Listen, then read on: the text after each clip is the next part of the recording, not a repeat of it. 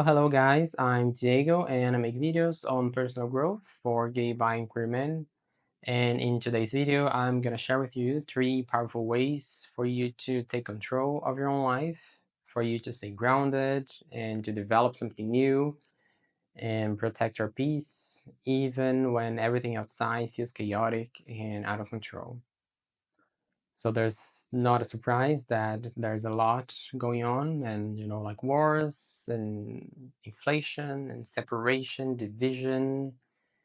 And for us queer people, we have extra layers because we grew up not feeling safe, and we have added trauma and added like rejection in our own like upbringing. So perhaps you're spending a lot of your life up until now living in survival mode, living in like a fight or flight state.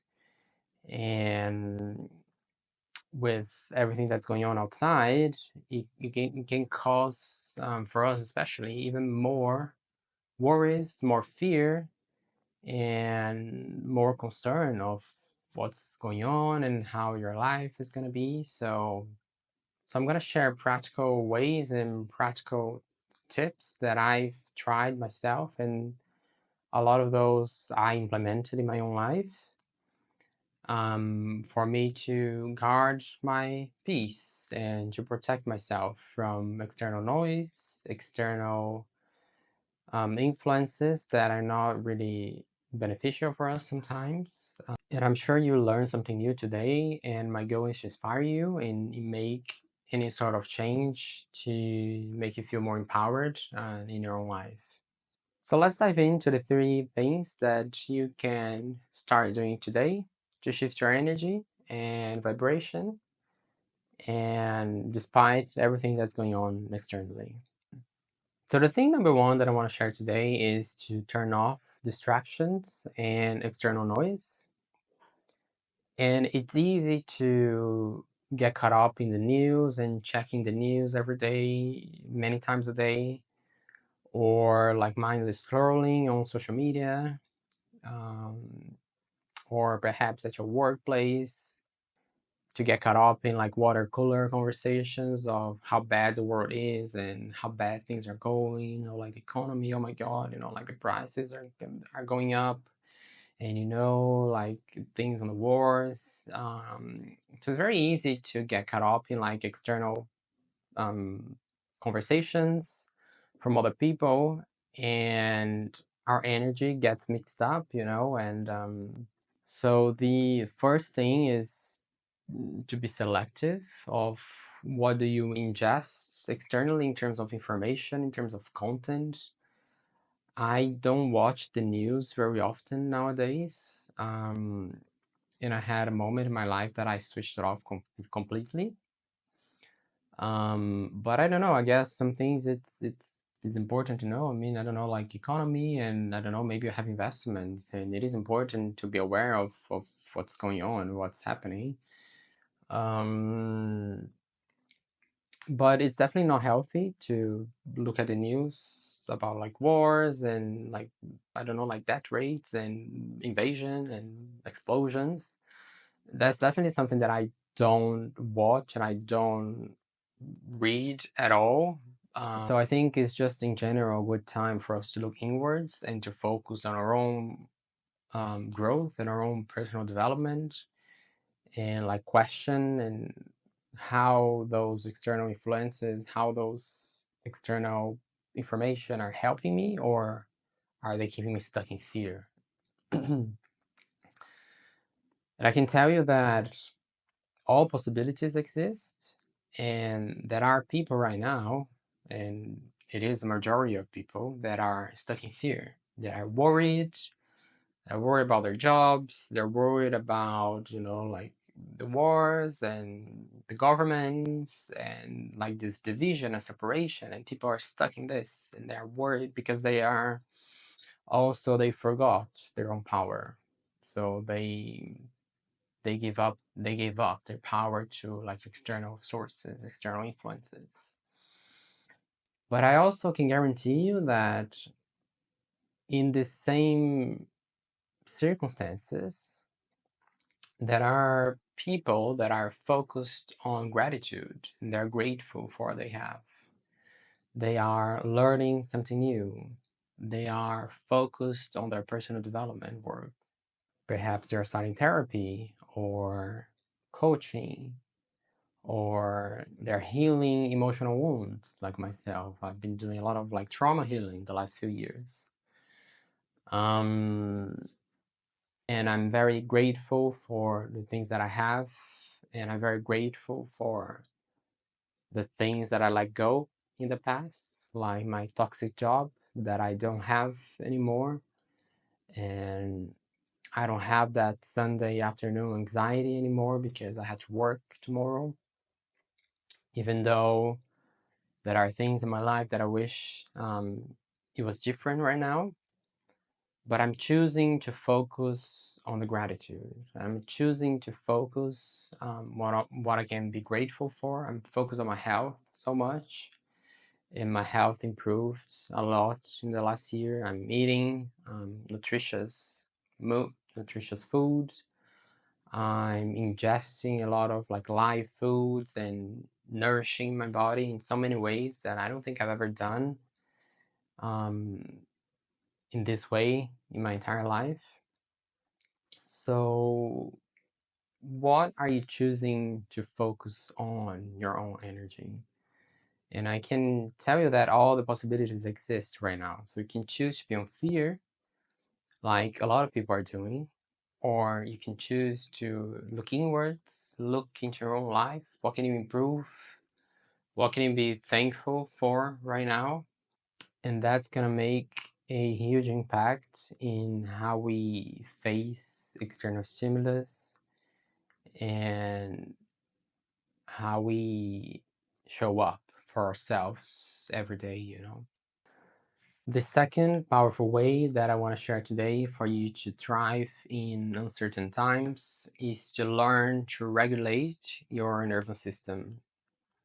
Like right now, can we pause and take a deep breath?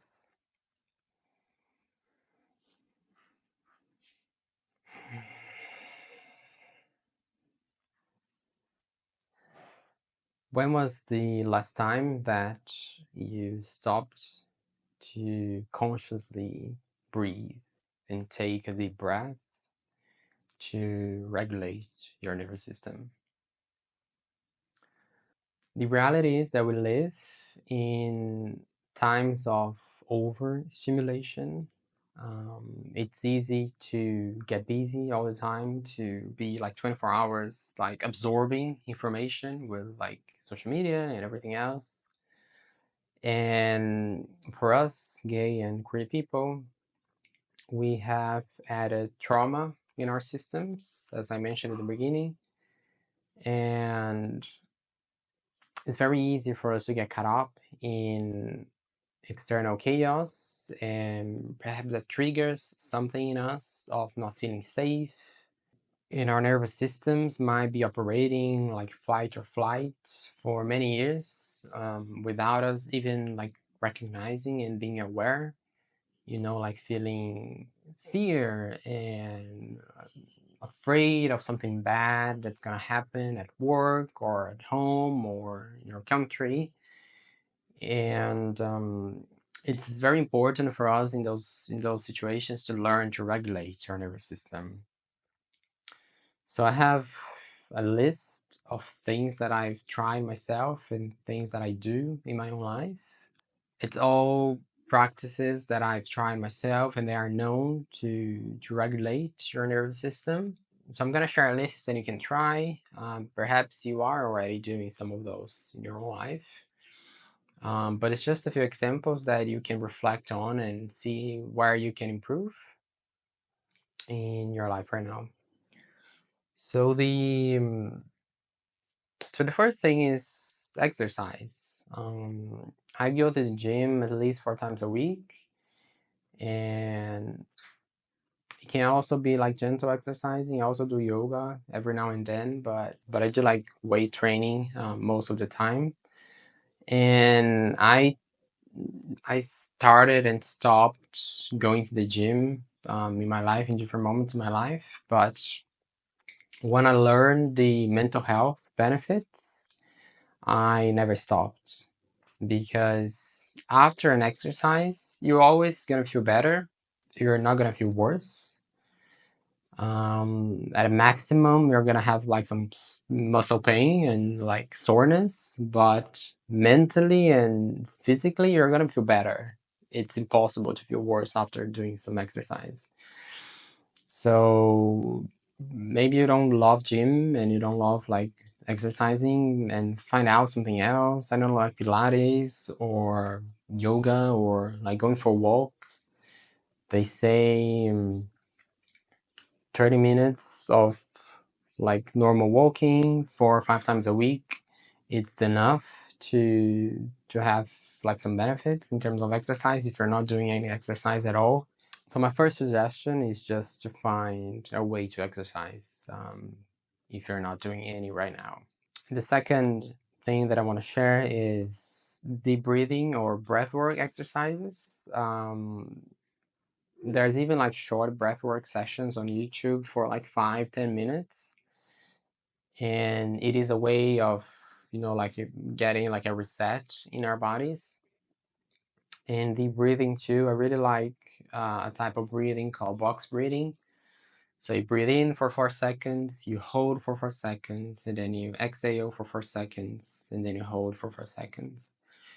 It's called box breathing, and then you can do it for a few minutes, like 2-3 minutes, and it will change your mental state to be more calm and relaxed. If you are like a stressful environment, or work is being stressful and there's a lot going on, and you can pause for a few minutes, do some deep breathing, or look it up for like a breathwork exercise. So breathwork involves like holding your breathing for a while. Perhaps you're not very comfortable with that, but you can start like doing just like box breathing is a way of resetting your nervous system already. I also have grounding your feet on the earth, going for a walk in nature, and then if you can do barefoot on earth for a few minutes. It is also a very good practice of releasing, you know, like the stress, and releasing some of that dense energy that might be in your body. So yeah, so be with nature and like grounding yourselves on the earth. I also have developing a sleep hygiene. Um, for a long time in my life, I would be on my phone up until the point of going to bed, and I wasn't realizing that that was damaging my sleep cycle. And you know, like our phones and computers and any type of screen have this blue light, and at night it impedes our systems to produce melatonin, which is like the hormone for sleep. And if you're using your phone in bed, close to the time of going to bed and to sleeping, that's going to impact your sleep cycle and your sleep quality. And perhaps you're not going to sleep too well, and you're not going to feel rested enough the next day. So you can look it up for sleep hygiene advice online, but avoiding screens in general at night, at least they say 1-2 hours before going to sleep, it's a good start. And I also have cutting back on caffeine if it's making you more anxious. I used to drink a lot of coffee, and I've reduced it quite a lot. And I only drink coffee in the mornings, not anymore in the afternoons, because I used to be very anxious and very, you know, like turn on up to late hours, and it wasn't being helpful for me. So just figure it out if it's something you've been drinking or eating that maybe it's making you more anxious than normal, and maybe cut some of them off as well. So these are all tools and practices that regards your nervous system, you know, like anxiety and like being too much stuck in fear. Some any of those that you are able to implement is going to help with those type of symptoms. And the third and final thing that I want to share today is to find a purpose or reconnect with something meaningful in your life. And purpose doesn't have to be a big thing. It can be, you know, like small, simple things, and finding joy in, for example, helping someone else or volunteering or expressing yourself creatively or finding a hobby. And like I did in my own life, you know, like doing therapy and inner work and being more comfortable with yourself and rediscovering who you really are, with more meaning and more intention in life. But you know, like just in general, find something that brings you meaning and purpose in life. And it can be something small, like, I don't know, like learning a new skill or learning a new hobby or something creative in general.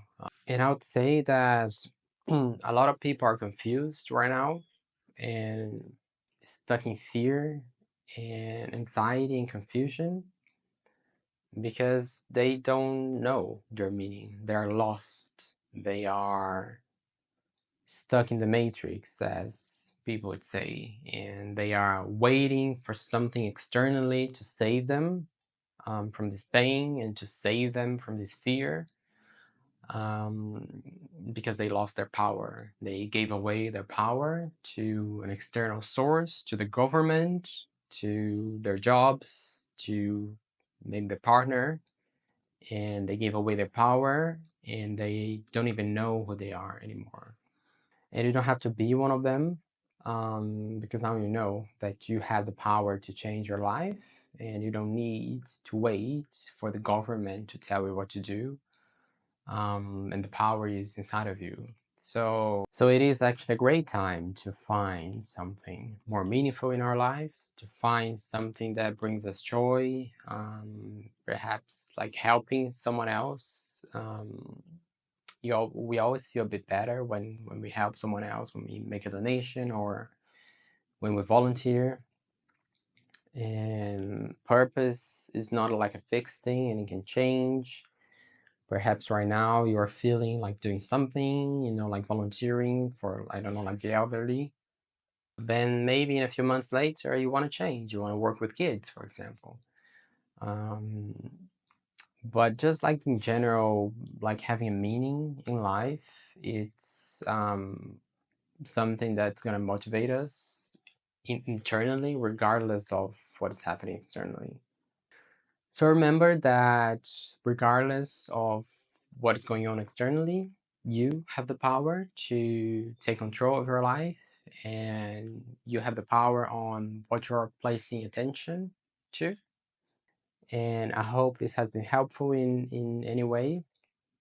Drop your comment below if you are implementing any of those tips that I shared today in your own life.